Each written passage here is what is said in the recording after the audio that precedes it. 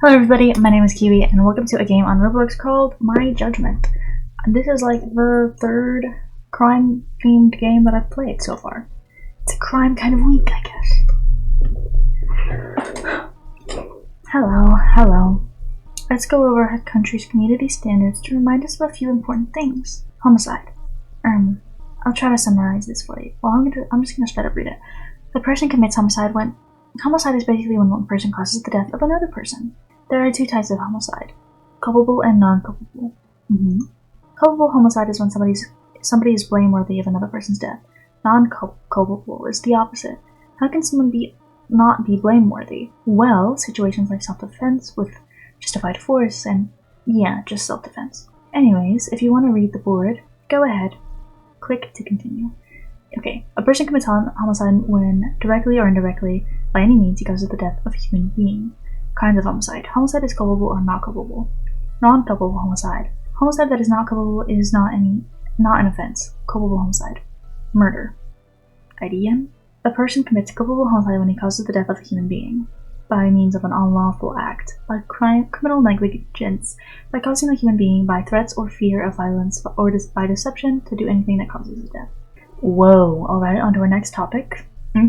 Murder is a serious offense. It is a mandatory life sentence. Murder is first-degree murder when it is planned and deliberate. Second degree is only when it is deliberate. This may affect sentencing. Not that much, though. Just an earlier chance of parole. Not much leeway here. Keep reading if you want. Murder. Culpable homicide is murder, where the person who causes the death of a human being 1. means to cause his death, or 2. means to cause him bodily harm that he knows is likely to cause his death and is reckless whether death ensues or not. B. Or a person meaning to cause death to a human being or meaning to cause him bodily harm that he knows is likely to cause his death and being reckless whether death ensues or not, by accident or mistake, causes death to another human, notwithstanding that he does not mean to cause death or bodily harm to that human being. Or C. If a person for an unlawful object does anything that they know is likely to cause death, and by doing so causes the death of a human being, even if they desire to affect their object without causing death or bodily harm to any human being. Murder is first-degree murder or second-degree murder. Murder is first-degree murder when it is planned and deliberate. Punishment for murder: anyone who commits first-degree murder or second-degree murder is guilty of an indictable offense and shall be sentenced to imprisonment for life. Oh, I forgot. Sometimes people do not have any intent in causing death, like reckless behavior or significant provocation, which affects sentencing. There is no mandatory minimum sentence, except when a firearm is used. Then it's minimum 4 years. Judges have flexibility to consider the context, such as remorse or whether it was an accident. Last thing, this is where things get fuzzy. There are some cases where people may not be criminally responsible for murder on account of mental disorder. Instead, they go before a review board for a decision. The accused can be detained to a hospital or even be conditionally or absolutely discharged if they are not a threat to the public. Make sure to read the board. It's important to understand. Verdict of not criminally responsible on account of mental disorder, where the jury or the judge or provincial court judge, where there is no jury, finds that an accused committed the act or made the omission that formed the basis of the offense charged but was at the time suffering from mental disorder so as to be exempt from criminal responsibility. By virtue of subsection 16, the jury or the judge shall render a verdict that the accused committed the act or made the omission, but is not criminally responsible on account of mental disorder. Alright, I think you are ready. I am. I'll see you tomorrow. That you will. Monday. Oh dear. Hello again. How are ya? Alright, let's get on with business. You're a little late. No, I'm not. You're a liar. This week, you'll practice choosing the correct sentences for crimes related to murder. Cool! You'll be reading court cases to help you make your judgment. Don't worry, I have made them shorter for your convenience. Just a side note, sometimes these cases can be pretty sad. It's important to not let your emotions get in the way. Think like a judge, always consider both sides to make the right decision. Use the community standards to justify your decision. Without further ado, let's get started with your first case. RV, Milo, Shaggy, and Sven, Fedora. Whoa, in the Studwick Court of Justice. His Majesty the King? Okay, between His Majesty the King and Milo, Shaggy, and Sven Fedora, Crown and the accused. Sentencing decision of the Honorable Justice Reese McLux. On September 21st, 2023, the applicants Milo, Shaggy, and Sven Fedora, collectively the applicants, were found guilty by a jury for the murder of John Doe. The imposition of sentence has been adjourned, and they now bring a constitutional challenge to the community standards, which mandates a blank for all adults convicted of murder. The facts... Oh, I can scroll. Oh, I see, okay.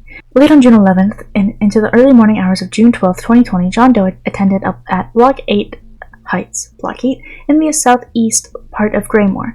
Block 8 was the home of the applicant Milo, Shaggy. Mr. Doe, Mr. Shaggy, and the second applicant, Sven Fedora, were captured on video socializing in front of Block 8 on the driveway in front of the garage.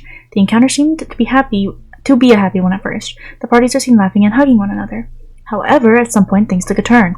Mr. Doe left Block 8 in a white Drana with Mr. Fedora as his passenger. Upon the return a short time later, Mr. Shaggy was clearly upset, and he brandished an object which looked like a firearm. He prodded Mr. Doe several times with it.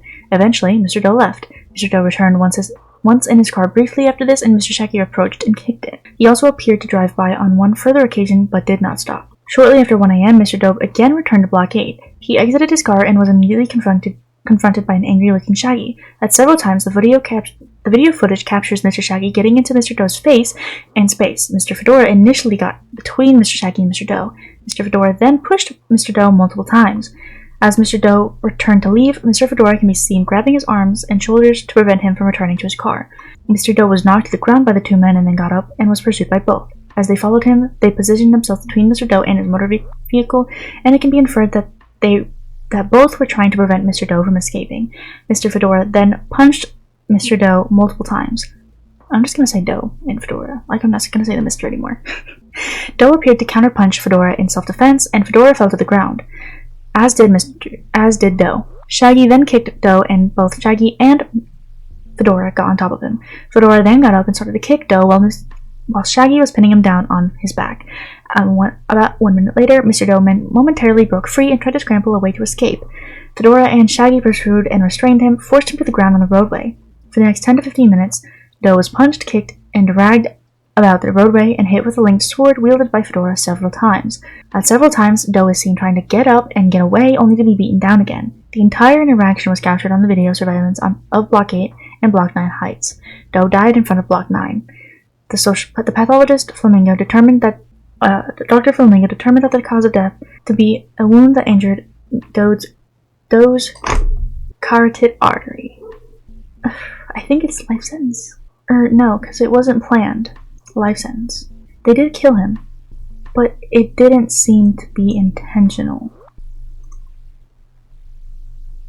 Right? Okay, let me see what you picked. Incorrect. What?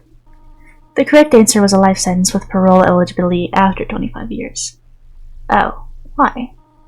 It's okay. You have another chance tomorrow. See you later, alligator. So, why parole? I need to check on him. I am being attacked. I don't know what is happening to me, but I am being hurt. Something is hurting me, and I can't seem to stop it.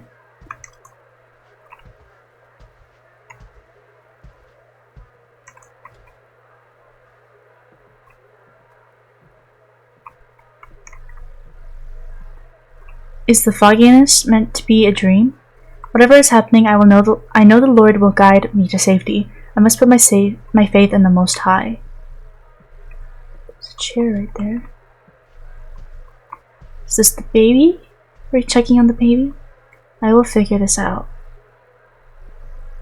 What's happening? I'm not crazy, I swear, but I hear these voices. They keep insulting me and calling me horrible things. I really don't know what is happening. I'm scared. I have called the police multiple times and they have done nothing. What am I doing?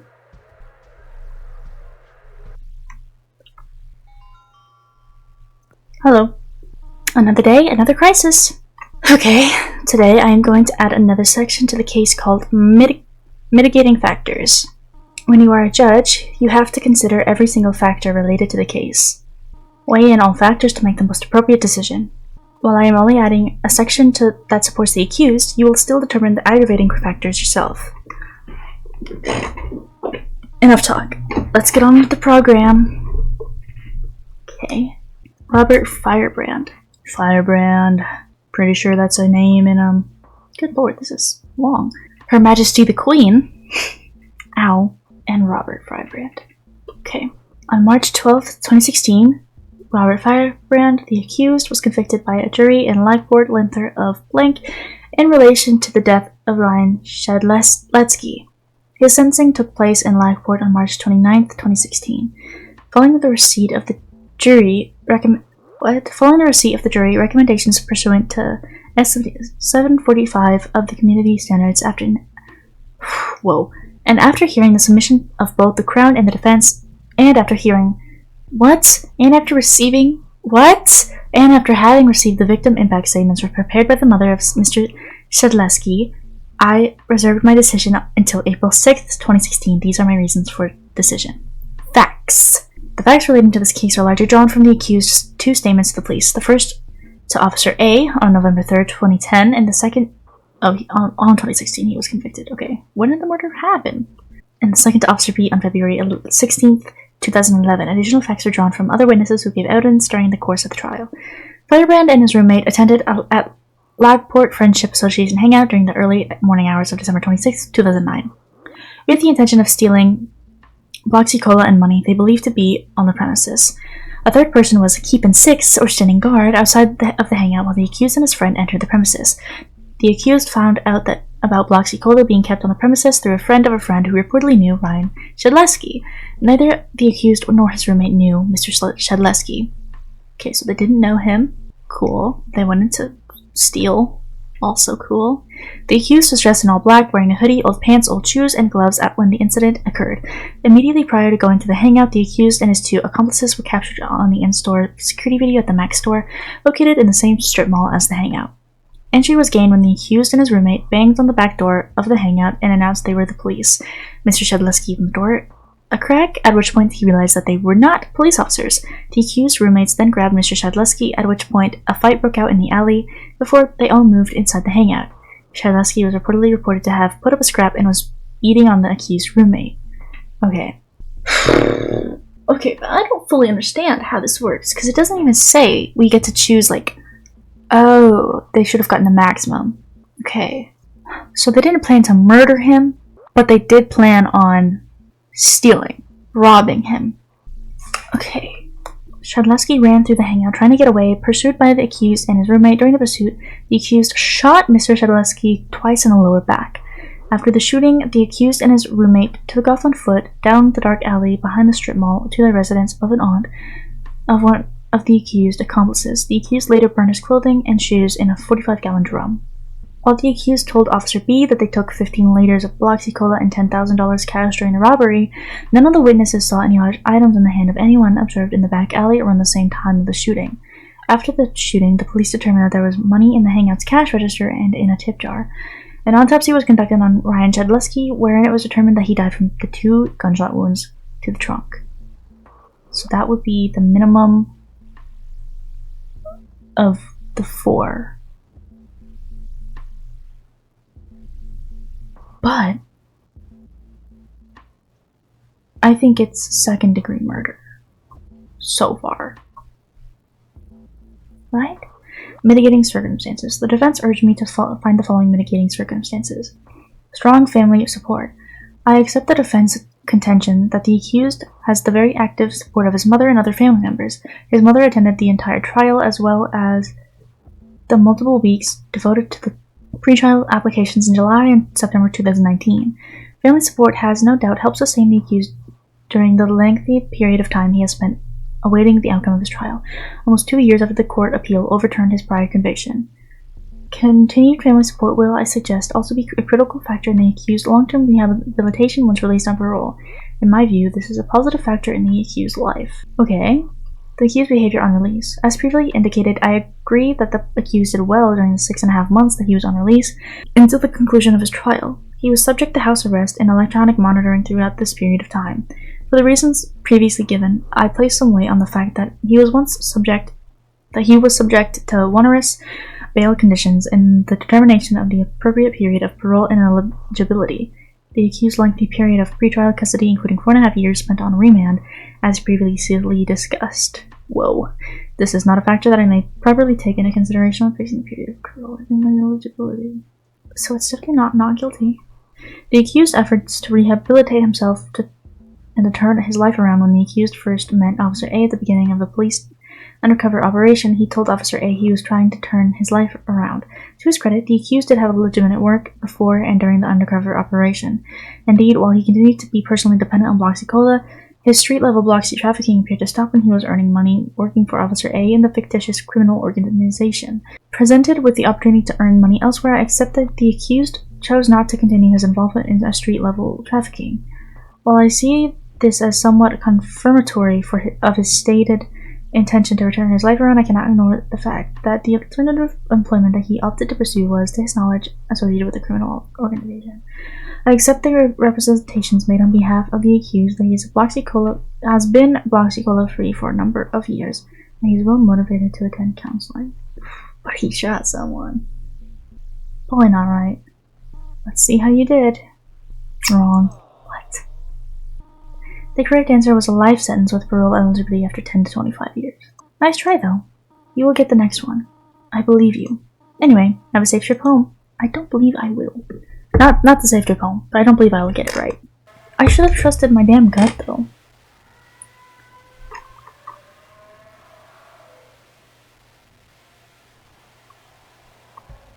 Why is it red in here? I went online and I realized I was not alone. There are many people who are going through the same thing as me. It's been the neighbors this whole time. They are the ones speaking in my head.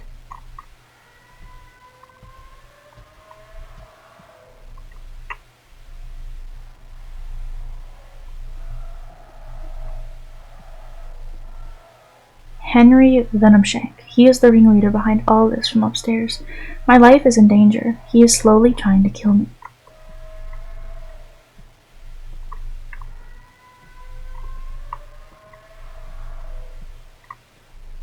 What? I'm being gang-stalked. That is the only way to explain what is happening. Wherever I go, I always hear the voices. I only know 100% the neighbors above me are behind all of this. Well, then invest in some damn curtains. And move your baby into your room. You have plenty of room in there. I have no choice but to fight back.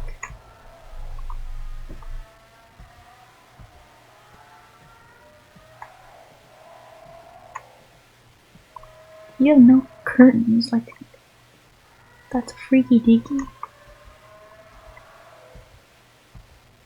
I don't like that. Get some fucking curtains. Can I start over? If it's the same thing, I'm gonna, you know. Hello again. Oh yeah, it's this. Okay. Okay, it is the same. And what was this one? You got it. I did it. Good job. I'm so proud of you. Now to remember what the other one was. Oh, that one was life parole. Tomorrow we will go through another one. Don't be late this time. See you later, alligator. Okay. We'll go ahead and do Tuesday too. We'll redo every single one when we get it wrong. Okay! Life sentence, parole eligible for 10 to 25 years. Wrong. Nice! You are good at this. Thank you. Thank you. I know. You must have been doing some research. Wink. Anyway, have a safe trip home. I will, although apparently I'm being gang stalked. Which is interesting. Like, are there noises going on?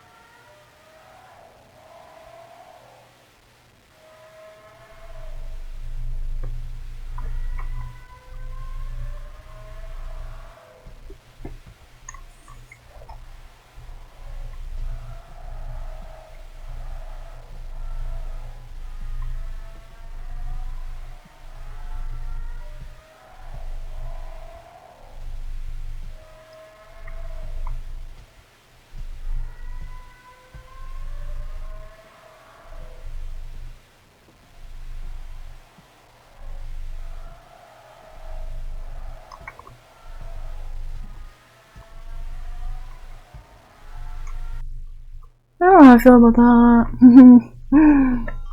Let's not. I don't like that. Is it gonna get worse? Why is Friday in red now that I think about it? Oh, I'm scared. Hey there. Sorry about greeting you weirdly yesterday. I was just trying to be funny. So, in today's case, there is a thing called the guest report. In case you didn't know, guests have faced major systemic discrimination in the past. Oh, guests, like Roblox guests. I get it. Haha. This has caused intergenerational trauma against... Okay. When guests are being prosecuted for a crime, judges have to consider the guest report. The purpose of this is to help ensure the sentence is fair, restorative, and culturally appropriate. Let's see how you handle this one. Nub nub de guesto. Alright. Ironically enough, I actually think that this is actually Chewbacca trying to speak on, like, real life issue. On January 27th, 2010, Nub Nub de Gesto viciously attacked and beat Kai Valkyrie over a 10-minute period on an LRT train in front of numerous passengers. Mr. Valkyrie was placed on life support and died 2 days later. The attack appeared to be unprovoked. The circumstances of the officers were summarized at paras 8 to 10 of the reasons of this sentencing judge reported at RV de Gesto. Kai Valkyrie died in the hospital on Saturday, January 27, 2010, 2 days after de Gesto viciously attacked and beat him on an LRT train. Mr. Valkyrie boarded the train at Bilderman Station. Mr. de Gesto was already a passenger on the train as the train proceeded from Bilderman to Obigate. That's so funny. There was a physical altercation between Mr. de Gesto and Mr. Valkyrie. The altercation consisted of Mr. de Gesto beating Mr. Valkyrie, who tried unsuccessfully to keep away from Mr. de Gesto. Witnesses heard Mr. Valkyrie telling Mr. de Gesto to stop, to leave him alone, to get away from him, and not to hit him. Valkyrie's word had no effect on de Gesto. He continued to attack Valkyrie. Valkyrie did not fight back. By the time the train reached Obigate Station, Valkyrie was on the floor of the train and de Gesto was kicking him.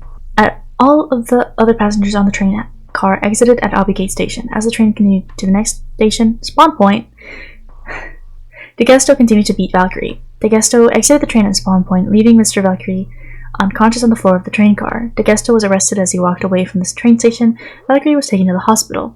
He did not recover consciousness before he died, and Dr. Creek, the medical examiner, testified that Valkyrie died as a result of blunt cranial trauma, that is, of head injuries. The agreed statement of facts contained this fact. On the morning of January 30th, 2010, a detective told de Gesto that Valkyrie was not expected to live. In response, de Gesto said something to this effect. He is going to be alright. I know he's going to be okay. He's a tough kid. Before the trial, while on remand, de Gesto's fitness to stand trial was put into issue following a deterioration of his mental state. It was apparent to the treating psychiatrist, Dr. Lana, that the onset of the deterioration was caused by de Gesto's consumption of large quantities of Bloxy Cola. De Gesto was found fit to stand trial. At trial, Mr. de Gesto pled not guilty to murder, but acknowledged that he had attacked Valkyrie and the attack caused Valkyrie's death. The only issue at trial was whether de Gesto had the necessary intent for. Evidence at trial included testimony from the other passengers on the train, testimony from police and EMS who arrived at the scene, and videos from the station platforms and from inside the train car where the attack took place. The Crown tendered expert evidence of two forensic psychiatrists, Dr. Stick and Dr. Lana. De Gesto tendered expert evidence from a neuropsychologist, Dr. Jake. The jury charge contained a detailed summary of the evidence of each expert. De Gesto's mother also testified. Jake was of the opinion that de Gesto does not have the ability to realize that his actions are likely to cause death. Jake was also of the opinion that de Gesto has a mild to moderate but not severe intellectual disability. Portions of Dr. Jake's report were redacted at trial, but the entire report was entered as an exhibit for sentencing. Jake was the only expert to conduct an in-depth assessment of de Gesto. Okay, I believe Jake. Lana, who met with Mr. de Gesto only once a few weeks before the trial, was of the opinion that de Gesto has the mental capacity to form the intent required for being intent to cause the death or intent to cause bodily harm that he would know was likely to cause death. Stick, who never met Mr. de Gesto, expressed his opinion that a person with a mild to moderate intellectual disability, 1, could but might not have the mental capacity to form the intent to cause death, and 2, more likely than not, would have the mental capacity to form the intent to cause bodily harm that they would know is likely to cause death. I'm gonna say that for now. The mitigating factors included Mr. DeGusto's intellectual and cognitive impairments, and Mr. DeGusto's background is set out in the pre-sentence report and guest report. Both of Mr. DeGusto's parents experienced the Guest Act. Both stated that this had a significant impact on their family life. The guest report concluded, in reviewing the list of relevant and applicable guest factors, and as revealed within the guest report interviews, we find that Mr. DeGusto, a guest, has experienced and witnessed and had been personally and significantly impacted by the specific guest-related factors of the Guest Act expressed in the dislocation and dispossession of guest peoples, including family and community histories of violence, psychological predation and victimization, poverty and poor living conditions, discrimination, and the loss of struggle with culture and spiritual identity. Consequently, Nub DeGusto experienced and continues to experience intergenerational effects stemming from his family's shared intergenerational impacts of the Guest Act, consequential to witness and experienced parental, extended family and community violence, crime, and poverty, and specifically from Mr. DeGusto, early conditioning to directed violence, Bloxy, cola use, criminal activity, and game involvement in historical psychological concerns currently being assessed, treated, and addressed. Not guilty. And now, the moment you've all been waiting for. All? Nope. Damn. The correct answer was a life sentence with parole eligibility after 10 to 25 years. Okay. You're getting there. There's always tomorrow, right? Maybe not. 2 more days. You can make them count, though. I gotta head out. Pick up my daughter. See ya. Okay. I'm scared.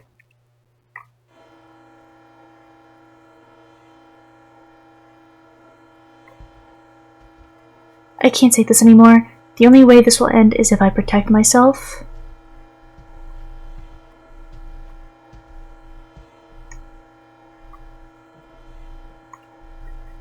If I do anything, it is all in defense, and to help the greater cause. You can go about it legally, the right way, or you can do defense way, because the Most High is the judge of all. What? And he will judge you for your doings and actions.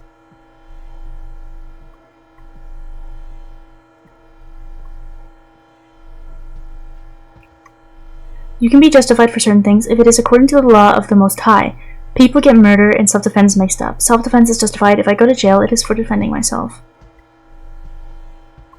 They are going to pay. Who is they?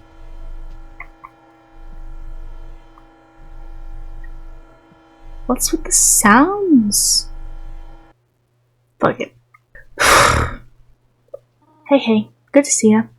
On to the next case. This one is kind of sad. There are no names used in this one, only their initials.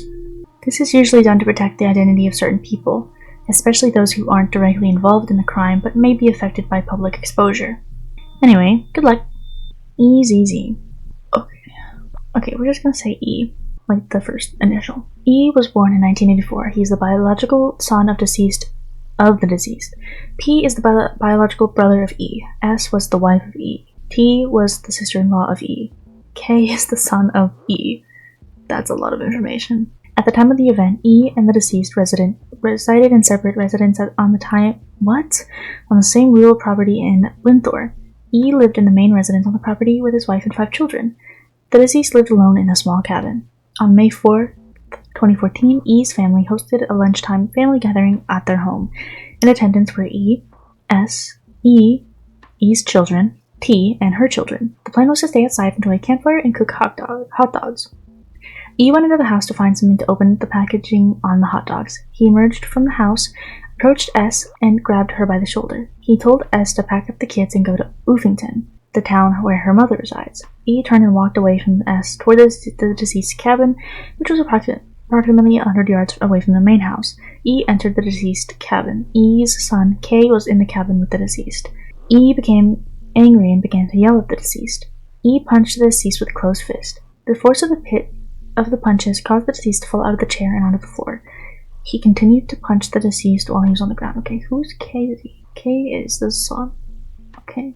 S observed L riding his bike from the deceased cabin. K told S what was happening. S ran to the deceased cabin and went inside. E was standing near the deceased who was laying on the floor. S screamed at E to leave. E did not leave. S called the police. While S was on the floor...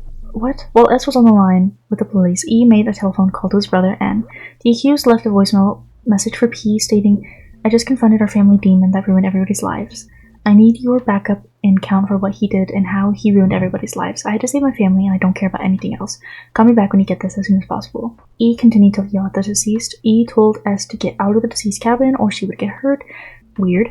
S ran to the cabin and down to her family. The deceased suffered many wounds. Oh, this is so much words. The defense notes E voluntarily surrendered to the police shortly after the event and admitted at the outset that he had caused the death of his father. The circumstances of the offense were presented by the way of an agreed statement of facts. The only issue to be determined at the trial was E's ability to appreciate the nature and quality of his actions at the time of the index offense. Medium? The defense notes that the court found that E reacted in response to suppressed memories. While retaliation is not an excuse for the acts, E's trauma provides insight into his distorted thinking leading to the commission of the offense. Although there was a motive and the act was not random, there was no premeditation or planning. These findings significantly reduce E's degree of moral culpability. Okay. While E did not enter a guilty plea, E admitted the facts of the offense and immediately took responsibility for causing the death of his father. He has demonstrated significant remorse since the offense and continues to suffer from major depression, although he has been successful with treatment in this regard. He has been in custody since the date of the index offense, May 4th, 2014. He has been cooperative and compliant. Hang on. Okay. E has been medication compliant since diagnosis and history.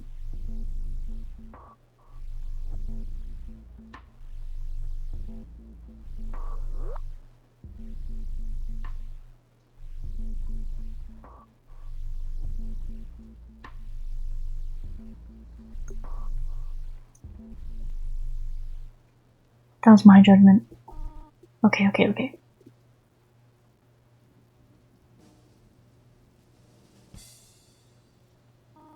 No. Fuck. I don't remember anything. The correct answer was a life sentence with parole eligibility to 10 to 25 years. I know, 3 times in a row. Oh well, still got 1 more day. Okay, let's finish strong. Okay.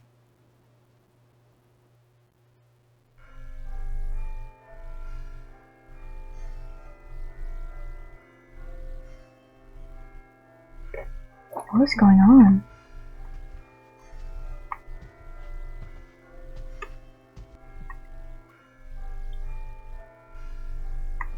Okay.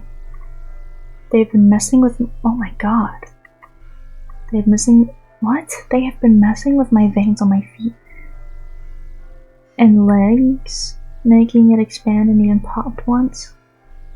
They have been messing with my brain while I can physically feel the veins moving within my brain. Oh my god, I can't read this.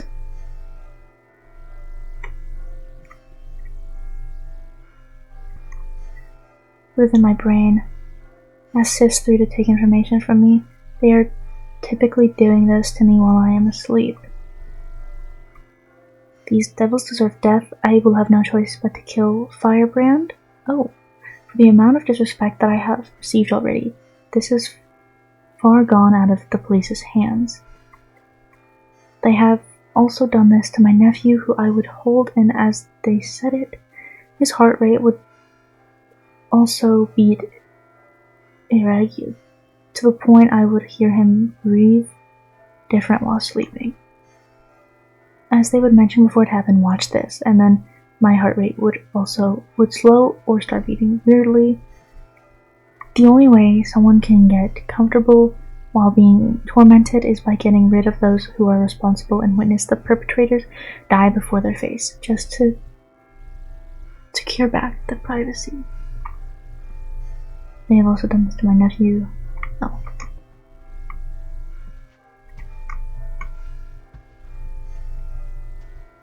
I will do anything to protect you.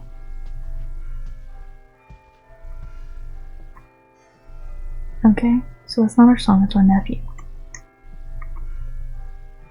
Cool.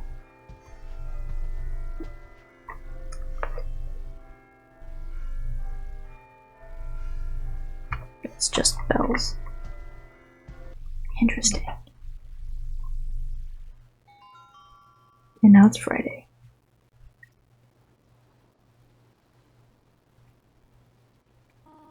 It's Friday. Oh man, I'm going to miss ya. This case is pretty long. I left a lot of things since I know you can handle it. Take your time. This is a tricky one. They're all tricky, but I don't fully understand. Dexter Dominus. Okay, I might have to pause. On November 29th, 2021, at approximately 4:25 p.m., Dexter Dominus shot and killed Henry Venomshank in the underground parking garage of Venomshank's residence as Venomshank was stepping out of his vehicle. Much of the evidence in this case was admitted by way of agreed statements of fact. The admitted facts prove the essential elements of the offense of beyond a reasonable doubt. It is admitted that Mr. Dominus was a registered firearm owner who obtained firearms beginning in November of 2020. He took one of those firearms on November 29th, 2021 and drove to the residential building where he knew Venomshank lived. Dominus saw Venomshank drive into the underground parking. He followed his car. He drove up to Venomshank and shot and killed him. Unless I find him not to be criminally responsible for the murder on blank, Mr. Dominus must be found guilty of having committed a planned, deliberate, and intentional killing. Well, you are not wrong. It's really fucking good lord. Dominus has been assessed by 2 forensic psychiatrists, both of whom concluded Dominus has schizophrenia, a major mental illness characterized in his case predominantly by delusions and hallucinations. He was actively psychotic at the time he killed Venomshank. He experienced paranoid delusions and hallucinations. He believed Venomshank and others were tormenting and attacking him and his family. Okay, so maybe it isn't that. Maybe it's not guilty. In this case, the Crown does not dispute the evidence, supports the following findings on the balance of probabilities. Dominus had a mental disorder, schizophrenia at the time he killed Venomshank, and he was at the time experiencing symptoms of his psychotic illness. Dominus submits that he did not know and was not capable of knowing the society would view his actions as morally wrong. The position of the Crown is that Mr. Dominus had failed to prove on a balance of probabilities that his mental illness rendered him incapable of knowing the moral wrongfulness of his actions. Maybe it is life. I'm assuming that this is us. It sounds like it's us. Evidence. The personal history of Dominus in the course of his illness was set out in detail in the testimony and reports of 2 psychiatric witnesses in this case, Rudy Groot and Gus Minock. Dominus was born and grew up in Greymore. He was 39 at the time of the trial and 37 at the time of the offense. He is the youngest of 7 children. His parents separated when he was 12 years old, but both parents remain involved with Mr. Dominus and his siblings. Dominus completed high school with no serious issues. He briefly attended Admondshire College. Dominus worked at many jobs after leaving school, including as a bus driver. Dominus has no criminal record and no history of antisocial conduct before the offense. He has no history of Bloxy use. Dominus was raised in a religious home. Dominus' father worked in mechanics at the Greymore Transit Commission. He died in 2009. In 2021, at the time of the offense, Dominus had legal custody of the 2-year-old son of his niece. Dominus later moved in with his brother after leaving his apartment at 123 Crossroads Drive, the location of the killing. Dominus' history at 123 Crossroads Drive. Okay. Dominus lived at 123 Crossroads Drive from June 1st, 2015 until April 1st, 2020. He initially rented his unit with a female co-tenant but by November 2015, he was the sole tenant of the unit. Venomshank and her family moved into 123 Crossroads on December 1st, 2017. They lived in Unit 211 until the unit directly above Dominus' unit. They did not know Dominus before moving into the building. Dominus made many complaints to the management of the building during his tenancy. In the fall of 2018 and winter of 2019, he sent numerous letters and emails complaining that the neighbors were hitting his walls and floors late at night and early in the morning, making derogatory comments and spreading rumors about him. In addition to his complaints to the management, Dominus filed complaints with the landlord and tenant board about harassment and excessive noise. In February and June of 2019, Dominus repeatedly called the police to complain about the people living above his unit. He alleged that they were yelling and screaming through the vents, spreading rumors about him and calling him names. On June 14, 2019, Dominus called the police and told them that his neighbors were telepathic and communicating through his mind. He said that his neighbors in the unit above were yelling at him constantly through the floors and from the balcony. He reported to the police that he was taking medication and that he had been hearing voices in his head. A few days later, on June 17, 2019, he again called police to report that there were a lot of demonic things happening. He said that the people in units 121 and 221, the victims' units, were calling him and saying that they would kill him. He told the police that these people were telepathic. His diagnosis and history of psychiatric illness before the offense. Mr. Dominus' only psychiatric admission to the hospital before this offense occurred on June 17, 2019. On that date, he attended the emergency department of the Berry Health Network, Crossroads campus. He was admitted from June 17 to June 19. The hospital records disclose that Dominus presented with new onset auditory hallucinations and a robust system of delusions relating to people monitoring him or trying to hack his computer. He has been paranoid about his neighbors and has actually called the police and made complaints to the landlord and tenant board.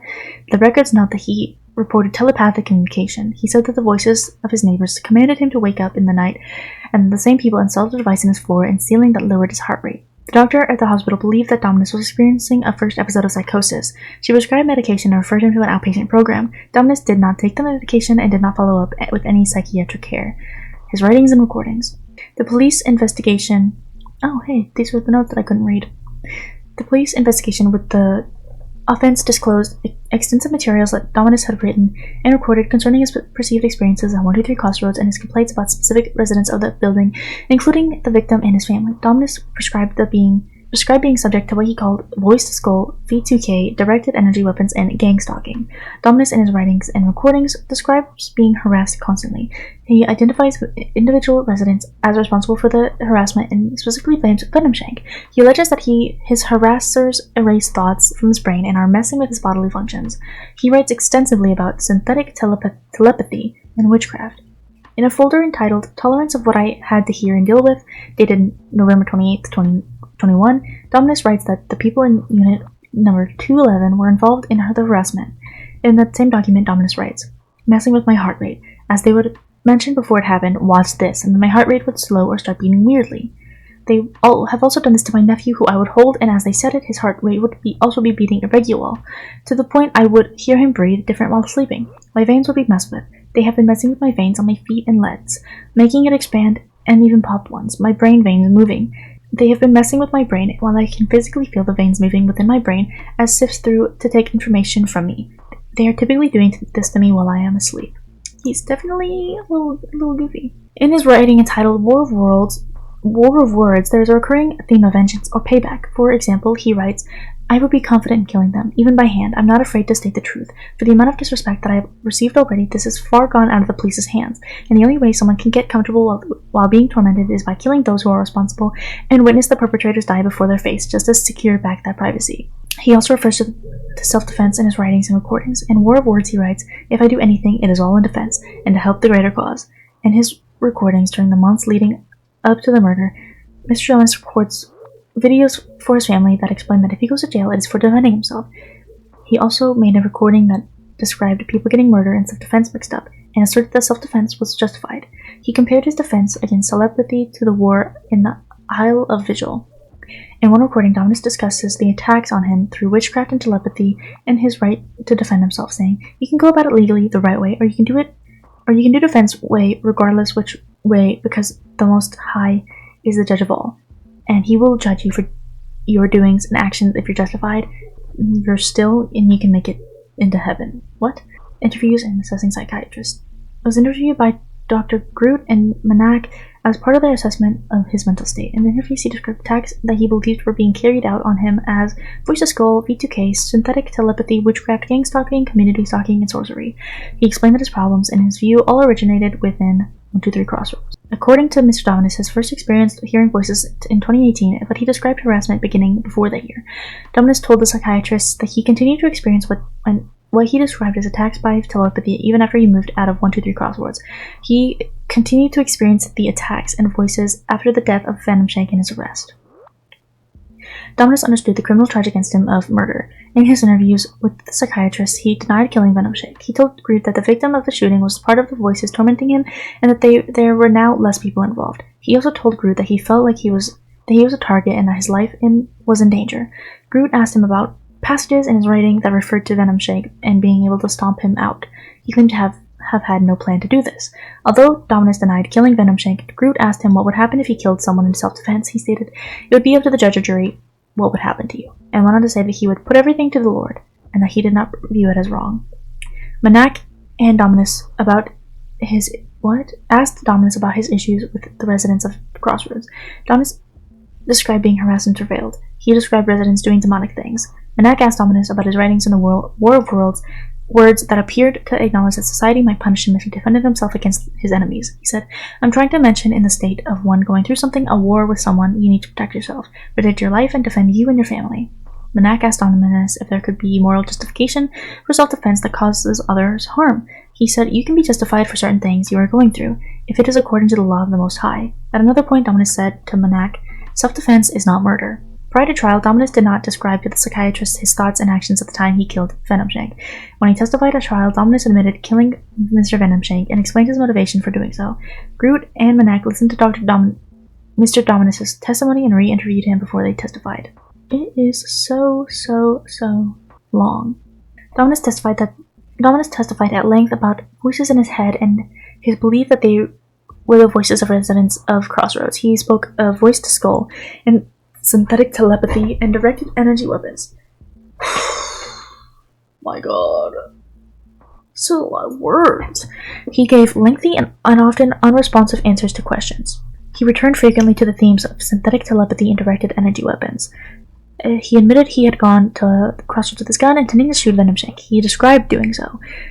He said that he targeted Venomshake because he was the only person that Dominus was 100% sure was involved in tormenting him.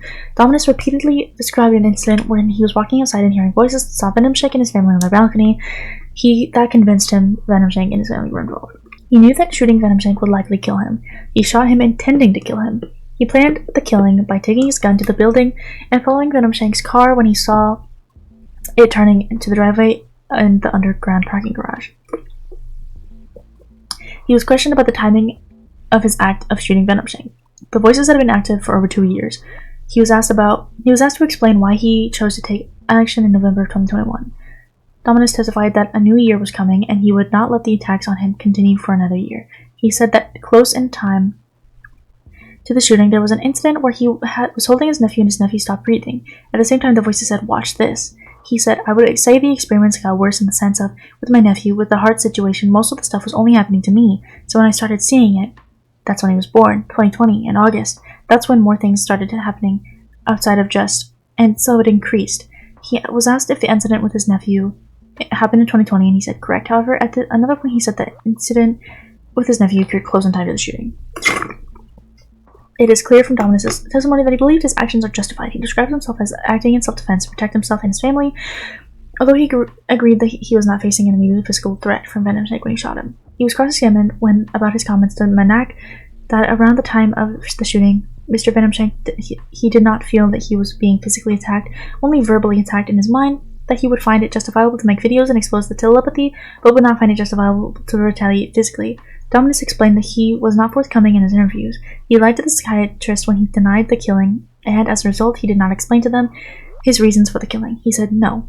In regards to Dr. Manak and Groot, I never told them I killed anybody, so that wouldn't be relevant and no point of that." Dominus agreed that at the time of the killing, he felt angry. He agreed that anger and vengeance were part of his motivation for shooting Venomshake. He was asked if he realized that society thinks what he did was wrong, and he responded, "I could care less what society thinks, I'm a man of my own, I'm not looking I'm not looking friends and no favor. I'm a man of honesty, too, and integrity as well, so I know what I believe in, I stand firm, And if it was the real societies that's out there who's actually the ones going through it, they would agree with me more than anything." Dominus was taken to his document titled, "Only If I Get Caught Red." Read. It was put to Dominus that he read the document because he did not believe that society as a whole would understand his actions. He said, "Not like that in the sense of society, Only those within society who are going through certain things care for certain things." He asked if he recognized that society might have an opinion on what he did. you responded. I acknowledge that. Hopefully they can see both sides and see and understand what another man is going through, and before you paint the picture. Read both sides before you paint that picture, and you'll get a better understanding and clarity of what happens. If I'm outside and I'm hearing the story, I'm bringing on my side automatically because, again, I don't know these people, and somebody in society would have the realness to understand that more than, oh, you killed somebody, but why did I kill him? Why? What were the steps that were taken for me to kill him? I didn't care for society. Society didn't care for me. I'm struggling and going through the pain and suffering of somebody tormenting me 24/7. The only ones within society I could relate to was those people going through it, my own people. The crown is Dominus, but at the same time, you'd agree with me that you recognize that other people might not understand this? Dominus said, 100%, because they're going to look at you as crazy. They're going to label you, just like I went to the hospital, psychosis. Dominus testified that he was a religious man. He believed it was wrong to kill, except in circumstances such as self-defense or war. It is one of these. Well, obviously, but I mean this one or this one. I think it's this one. Because we were also kind of living through it. And for the last case of the week.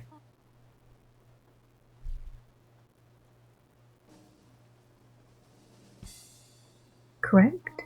You got it! Oh, fuck yeah, I fucking knew it. That one's different though, because we lived through it. Woohoo, you were so good. I'm not. I got all of them wrong except for this one. Was it hard? Probably not for someone like you. Yeah, because I was living through it. Oh well, that's it, I guess. That case was super sad. I feel so bad for the victim's family. It must have been really hard to accept a court decision like that. Yeah. And the mental battle the accused was going through. It must be horrible to live like that every day. You're telling me it got worse. It just got worse and worse and worse. I don't even know how to feel. Who was even in the wrong in that situation? Obviously, still the guy that murdered him. Still Dominus. Mental health is such a mystery. The accused stated that even after all that, he still thought killing Mr. Venomshank was the only solution.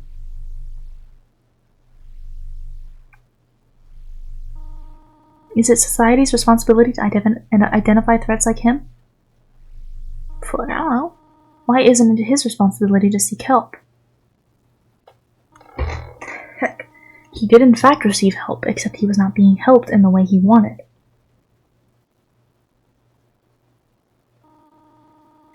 People come up with many reasons to hurt others. Why does his reason make him any different? It doesn't. Ugh, I'll never understand mental health. I never show any emotion myself, as you've probably noticed. Yeah, you do, you look sad. Whatever. I'm glad I got to spend this week with you. Oh, you're smiling. Oh, come on. I hope we meet again. We will, because I'm going to get all of them right, because there's probably a badge for that. Oh, shit. Thanks for playing. If you'd like to donate, you can keep it. Venomshank.